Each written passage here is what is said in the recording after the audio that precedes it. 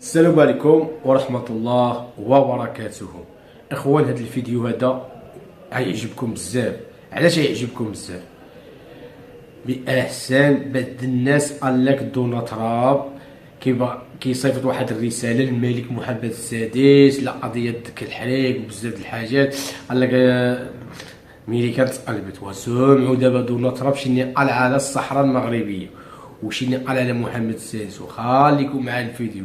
راه الاعلان الجزائري مسكين راه ما كيسمع هادشي هذا، راه ما كينعش والله العظيم بالله. لا قال لك الصحراء ما بقاتش غير ملف غير ضد الصحراء، ولات قضيه شراكيه بين الرباط وبين امريكا. وسمعوا معايا هذا الفيديو واعطوني الاجوبه ديالكم الاخوان. والله العظيم الصحراء راه مغربيه الاخوان، والله القسم بالله، وراه الجزائريين مصدومين. خليكم مع الفيديو. لم تكن برقية الرئيس الأمريكي دونالد ترامب إلى العاهل المغربي الملك محمد السادس بمناسبة عيد العرش مجرد مجاملة دبلوماسية عابرة، فبين سطورها ظهر عنوان جديد في العلاقة بين الرباط وواشنطن. الصحراء المغربية لم تعد فقط ملف اعتراف سياسي أمريكي، بل تتحول إلى مجال شراكة ومصالح ومشاريع. ترامب جدد بوضوح أن الولايات المتحدة تعترف بسيادة المغرب على الصحراء وتعتبر مقترح الحكم الذاتي المغربي الأساس الجاد والواقعي لحل النزاع. الرسالة هنا ليست جديدة في أصلها، لكنها أقوى في توقيتها، لأنها تأتي في لحظة تتسع فيها دائرة الدعم الدولي للمقاربة المغربية. الأهم أن ترامب لم يكتفي بالسياسة هنا، فقد أكد أنه وجه فرقه للعمل على تعزيز التنمية الاقتصادية والاجتماعية مع المغرب، بما في ذلك في الصحراء والقطاعات التي سماها ليست عادية هنا: الطاقة، الذكاء الاصطناعي، المعادن الحيوية والدفاع. في السياق نفسه وقعت وكالة التجارة والتنمية الأمريكية اتفاقا في مدينة العيون لدعم دراسة هندسية لمشروع كبير لإنتاج الأمونيا في الأقاليم الجنوبية. المشروع عند تشغيله سيضع الصحراء المغربية على خريطة الطاقة النظيفة والصناعات المستقبلية. وعلى الأرض أيضا يبرز طريق تزانيت الداخلة الذي قدم باسم دونالد جي ترامب هاي واي كرمز يتجاوز الإسفلت هنا. فهذا المحور الذي يمتد لأكثر من 1000 كيلومتر يربط شمال المغرب بجنوبه ويفتح الصحراء المغربية على العمق الأفريقي. إذن هذه التطورات لا تأتي في فراغ، فبعد الاعتراف الأمريكي عام 2020 انضمت عواصم وازنة إلى دعم مقترح الحكم الذاتي من باريس إلى لندن ومدريد، كما عزز قرار مجلس الأمن الأخير موقع المقترح المغربي كقاعدة مركزية للتفاوض. لذلك تبدو مفاجأة ترامب المحتملة أقل ارتباطا بالتصريحات وأكثر اتصالا بما يمكن أن ينزل إلى الميدان. الرسالة النهائية أن الصحراء المغربية في الحساب الأمريكي الجديد ليست نزاعا ينتظر الحل فقط، بل فضاء شراكة يصنع الحل. إذا للنقاش وتعليق حول هذا الموضوع نرحب الآن بضيفنا مباشرة من باريس. نرحب بالدكتور يونس بالفلاح، أستاذ الاقتصاد السياسي والعلاقات الدولية. أهلا بك. إذا في البداية، طالما أن هناك حديث عن استثمارات ومشاريع أمريكية كبرى قادمة إلى الصحراء المغربية، نسأل هنا ما نوع هذه المشاريع والاستثمارات التي يمكن أن نراها في تلك المنطقة؟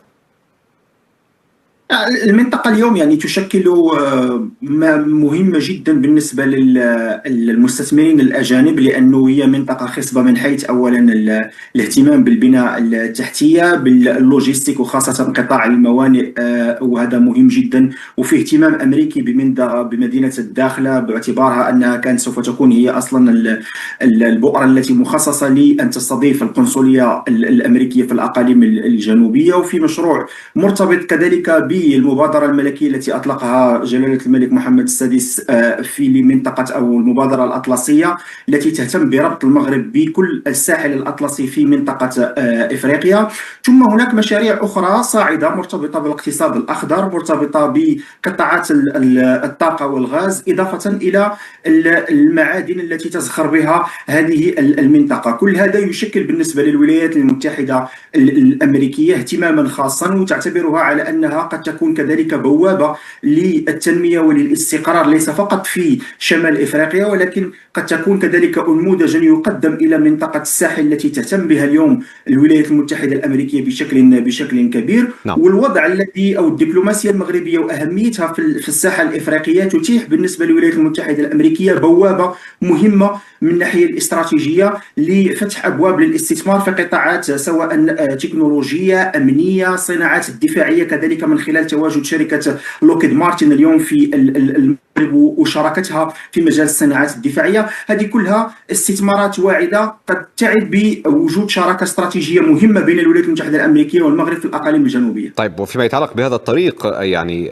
طريق دونالد جي ترامب هاي واي، يعني إلى أي مدى سيسهل تنفيذ هذه المشاريع، وقد يسهل ربما أن تكون ربما لها منفعة اقتصادية؟ يعني منذ الاعتراف الأمريكي بالصحراء المغربية سنة 2020 بدأت هناك مجموعة من الزيارات في هذا الاتجاه، وكانت في زيارة يعني لمجموعة من الشركات الأمريكية للمنطقة. وهنا يجب أن نذكر على أن هناك تقريبا 150 شركة أمريكية كبيرة اهتمت بالموضوع، وكان قد خصص يعني أولا خلال فترة الرئيس بايدن 5 مليارات دولار كميزانية لدراسة مجموعة من المشاريع والاهتمام بهذه المنطقة. ثم جاءت اليوم فترة الرئيس ترامب مع تأكيد الاعتراف الأمريكي، مع ما حصل كذلك من إنجاز مهم خلال أكتوبر الماضي من المكسب الذي حققه المغرب في الأمم المتحدة. وهذا كان يعني مكسب مهم جدا باعتبار أن حتى اليوم هناك عيد للوحدة في المغرب من خلال ما حصل خلال هذه المرحلة. ثم توالت الاعترافات الغربية، سواء كان الحديث عن فرنسا، عن إسبانيا، عن موقف إيجابي من طرف بريطانيا ومن طرف ألمانيا. هذه كلها زكت الاتجاه الأمريكي نحو هذه المنطقة. وعذرا المقاطعة في إطار حديثك، يعني هناك بعض التسريبات والتوقعات تقول أن ترامب قد يزور بنفسه ويدشن هذا الطريق، يعني فهل تعتقد أن خطوة كهذه قد ربما تشجع وتعزز أيضا الإقبال على الاستثمار الأمريكي؟ نعم، بشكل كبير، لأنه سوف تكون إشارة مهمة لهذه المنطقة، علما على أن الأقاليم الجنوبية والمنطقة اليوم كلها، إذا لاحظنا أنه في منطقة في إفريقيا هناك دول تعاني من هشاشة على المستوى المؤسساتي من الناحية الأمنية، هناك ضعف أمني على مستوى منطقة الساحل. زيارة مثل هذه واستثمارات في هذه المنطقة هي إشارة إيجابية على مستوى الاستقرار. وهنا يعني جدير بالذكر على أن الخطاب الأخير، خطاب العرش لجلالة الملك محمد السادس، تحدث عن فكرة الأمن وعلى فكرة الاستقرار، ولم يذكر موضوع الصحراء، لأنه بالنسبة له موضوع الصحراء قد حسم فعليا من طرف الولايات المتحدة الأمريكية. اليوم هناك إعاز أمريكي نحو المغرب بأن يلعب أدوار كبرى في منطقة الساحل وفي الساحة الإفريقية، وهذا سوف ينعكس على مجموعة من المشاريع. يعني قد أذكر لك فقط على سبيل المثال أنه كان مؤخرا الاتفاق الذي جرى بين المغرب ونيجيريا فيما يخص غاز، الاتفاق خط الغاز، هذا مشروع استراتيجي مهم داخل هذه المنطقة، ولا شك أنه يدخل ضمن إطار هذه المبادرة الأطلسية الكبرى. يعني تريد أن تقول أن هذا الوجود الأمريكي الاقتصادي في المغرب لن يقتصر ربما على الاستفادة من البيئة المغربية، بل أيضا الوجود الأمريكي سيستفيد من عملية الربط مع باقي الدول الأفريقية أيضا؟ صحيح بالفعل، وهذا جزء مهم جدا، ولكن هذا نابع من في الأساس، يعني نحن نتحدث عن الجزء الاقتصادي، لكن هو نابع عن شراكة أمنية واستراتيجية كبيرة. بالمناسبة يعني هنا يجب أن نضعها في إطار العلاقات الثنائية بين الولايات المتحدة الأمريكية والمغرب، وهي بالمناسبة علاقات يعني متجذرة قبل حتى وصول الرئيس ترامب. يعني المغرب كان أول دولة اعترفت باستقلال الولايات المتحدة الأمريكية سنة 1777، وتم توقيع معاهدة صداقة سنة 1786، ثم جاء وضع المغرب كحليف رئيسي للولايات المتحدة الأمريكية خارج الناتو سنة 2004، ثم كانت هناك اتفاق التبادل التجاري الحر بين البلدين سنة 2006، وصولا إلى الاعتراف الأمريكي سنة 2020. هذه كلها كانت مسار، بالإضافة إلى مشاركة المغرب الرئيسية في المناورات العسكرية الأسد الإفريقي. اليوم هناك مثل ما ذكرت استثمارات لوكيد مارتن في المغرب، وهناك يعني قطاع للصناعات الدفاعية والعسكرية. وبإشارتك إلى لوكيد مارتن بالتحديد والصناعة الدفاعية هنا، هل تعتقد أن ربما هذا المسار الاقتصادي يجب أن يكون معه مسار أمني لحماية تلك المصالح الاقتصادية؟ صحيح، وهذا هو الأساس. وأظن على أن الموثوقية التي اليوم تعطيها الولايات المتحدة الأمريكية هي نابعة من هذا الأساس. هناك تعاون أمني كبير جدا، وعلى المستوى الاستخباراتي في مجال مكافحة الإرهاب خاصة في منطقة الساحل. هناك كذلك تعاون كبير جدا وإشارات على مستوى الصناعات الدفاعية. تقارير تتحدث على أن 70% من التسليح المغربي هو قادم من الولايات المتحدة الأمريكية، إضافة إلى اليوم الصناعات أو التصنيع الدفاعي الموجود في المغرب مع شراكات من الولايات المتحدة الأمريكية ودول أخرى. ولو لم تكن يعني هذه الأساس من الاستقرار، من الحفاظ على الأمن، من الدور أو الدبلوماسية المغربية النشيطة، لما كانت الولايات المتحدة الأمريكية اهتمت بهذه الشراكة، والتي سوف يكون لها أبعاد كبيرة جدا داخل كل هذه المنطقة، وسوف تعطي هامش مناورة كبير بالنسبة للمملكة المغربية في مسارها التنموي. نعم، شكرا جزيلا لك على كل هذه التوضيحات.